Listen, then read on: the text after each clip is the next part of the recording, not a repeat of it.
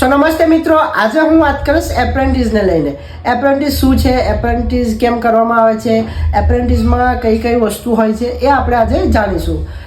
Apprentice જે હોય છે એ ઘણા બધા લોકો જે આઈટીઆઈ કરતા હોય છે તે એપ્રેન્ટિસ કરતા હોય છે.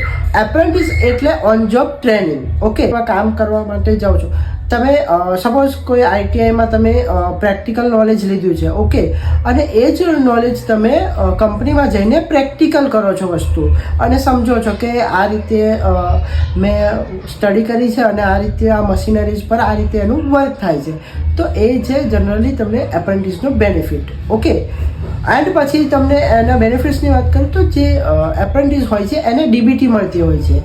તો એ ડીબીટી ગવર્મેન્ટ દ્વારા મળતી હોય છે. એન્ડ પછી આપણે તમને જે પીએફ, ઈએસઆઈસી, બોનસ આના લાભ મળતા નથી.